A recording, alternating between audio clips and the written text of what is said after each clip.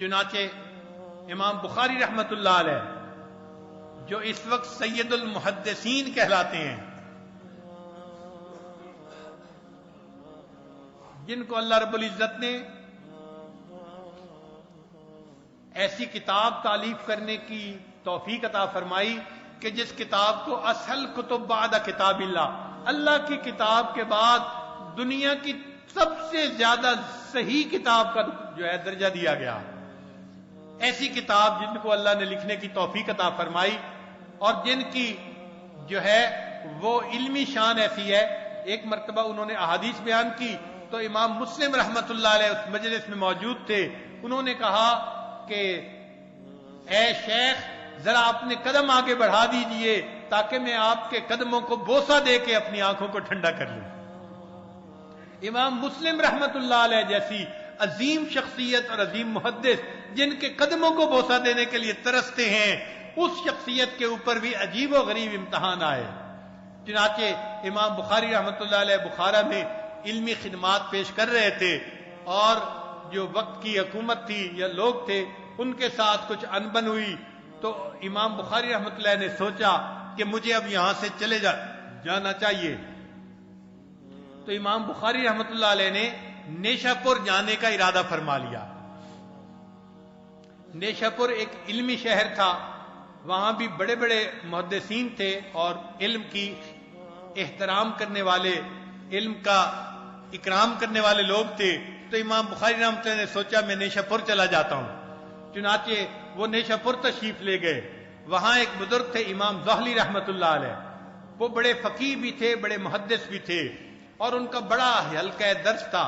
انہوں نے اپنے تمام شاگردوں کو کہا کہ ایک بڑے محدث حافظ الحدیث آ رہے ہیں، لہذا تم تمام لوگ شہر سے باہر نکل کے ان کا استقبال کرو۔ کتابوں میں لکھا ہے کہ 4000 گھوڑوں پہ سوار ہو کر لوگ باہر نکلے، 4000 کاریں آپ سمجھیے کہ شہر سے باہر آئیں ان کا استقبال کرنے کے لیے، اور جو لوگ پیدل تھے یا اونٹوں پہ سوار تھے یا گدھے پہ سوار تھے وہ اس کے علاوہ تھے۔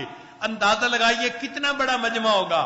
اتنے بڑے مجمع نے امام بخاری رحمت اللہ علیہ کا استقبال کیا اور استقبال کرنے کے بعد ان کو شہر میں لے کر آئے۔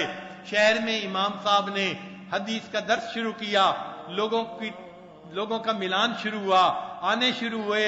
اب ایسے حال میں جب لوگوں کا ملان بڑھتا جائے اور لوگ قریب ہوتے جائیں تو کچھ لوگ امتحان لینے والے بھی ہوتے ہیں، کچھ لوگ ان کے لیے جو ہے کچھ اور جذبات رکھنے والے ہوتے ہیں۔ چنانچہ انہوں نے امام بخاری رحمت اللہ علیہ سے ایک عجیب و غریب سوال کر دیا۔ اس وقت مسئلہ خلق قرآن ایک بہت گرما گرم مسئلہ تھا، انہوں نے اس کے بارے میں کوئی ایسا سوال کیا کہ جس کے جواب میں امام بخاری رحمت اللہ علیہ نے فرمایا کہ القرآن غیر کلام اللہ غیر مخلوق، کہ قرآن اللہ کا کلام ہے، غیر مخلوق ہے۔ وَأَفْعَالُ الْعِبَادِ مَخْلُوقَةٌ، اور جو بندوں کے اعمال ہیں وہ مخلوق ہیں، یعنی ہم جو تلاوت کرتے ہیں نا ہمارا عمل مخلوق ہے۔ اور فرمایا وَالْإِمْتِحَانُ بِدْعَةٌ، اور امتحان لینا کسی کا یہ بدعت ہے۔ تو امام بخاری رحمۃ اللہ نے یہ جواب دے دیا۔ اب اس سے لوگوں نے علمی طور پہ غلط فہمی پیدا کر دی، جی انہوں نے کہا ہے کہ قرآن جو ہے یہ مخلوق ہے، حالانکہ امام بخاری رحمۃ اللہ کا یہ مقصد نہیں تھا۔ اب انہوں نے اس میں سے کوئی معنی نکال کے اس کو اس طریقے سے پیش کر دیا کہ جی یہ عالم جو ہیں یہ تو قرآن کو مخلوق کہتے ہیں، لہذا ان کے خلاف لوگوں کے درمیان بات کرنی شروع کر دی۔ جب بات کرنی شروع کر دی تو لوگوں کے جذبات میں ان کے بارے میں کدورت آنی شروع ہو گئی۔ وہ لوگ جو شہر سے باہر نکل کے امام بخاری رحمۃ اللہ کے استقبال کرنے کے لیے گئے تھے وہ اتنے بدگمان ہو گئے، اتنے بدظن ہو گئے کہ وہ آنا بھی نہیں چاہتے تھے، اور جو علماء تھے انہوں نے اپنے شاگردوں کو بھی منع کر دیا۔ امام زہلی رحمۃ اللہ علیہ نے اپنے شاگردوں کو منع کر دیا کہ تم ان کی مجلس میں مت جاؤ، یہ شخص جو ہے اس کے عقائد ٹھیک نہیں ہے۔ چنانچہ بہت سارے جو طلباء تھے وہ تو رک گئے، لیکن امام مسلم رحمت اللہ علیہ وہ قدر شناخت تھے، وہ مردم شناخت تھے، ان کو پتا تھا کہ امام بخاری کی کیا شان ہے. انہوں نے امام ظاہری رحمۃ اللہ علیہ سے جو احادیث قلم بند کی تھیں انہوں نے واپس کر دی اور یہ کہہ کر وہ امام بخاری کے پاس آ گئے. ایک اور بھی ان کے دوست تھے، وہ بھی امام بخاری کے پاس آ گئے. مگر امام بخاری رحمۃ اللہ علیہ خود بھی تو بڑے عظیم خلق کے مالک تھے. انہوں نے دیکھا جب پورا شہر ان علماء کے ساتھ ہے اور میرے پاس صرف 2 بندے آئے ہیں، انہوں نے ان شاگردوں کو کہہ دیا کہ میرا مشورہ یہ ہے آپ بھی اپنے انہی استادوں کے پاس واپس چلے جاؤ. میں دھڑے بندی نہیں کرنا چاہتا، میں شہر کے لوگوں کو تقسیم نہیں کرنا چاہتا، میں آپس میں ایک دوسرے کے ساتھ کوئی نفرت کے بیج نہیں بونا چاہتا. میں اکیلا ہوں تو کوئی بات نہیں، میرے ساتھ میرا اللہ موجود ہے، آپ لوگ واپس انہی کے پاس چلے جاؤ. تو امام بخاری رحمۃ اللہ نے اپنے ان شاگردوں کو بھی واپس بھیج دیا. پھر امام بخاری رحمۃ اللہ نے سوچا اب اس شہر میں میرے رہنے کا کیا مطلب، جب شہر کا کوئی بندہ مجھ سے حدیث سننا بھی گوارا نہیں کرتا. آپ ذرا غور کیجئے، بخاری شریف جنہوں نے لکھی وہ بخاری شریف کے لکھنے والے رجال الحدیث میں سے جو سب سے بڑے محدث تھے، ان کے اوپر یہ کیفیت آئی کہ انہوں نے نیشا پور کو چھوڑ کر واپس بخارا آنے کا ارادہ کیا اور وہ رات کی تاریکی میں اس حال میں نکلے کہ ان کے ساتھ کوئی بندہ بھی نہیں تھا، ان کو الوداع کرنے والا ایک بندہ بھی نہیں تھا. سوچئے جب امام بخاری اس حال میں شہر سے نکل رہے ہوں گے ان کے دل کی کیا کیفیت ہوگی.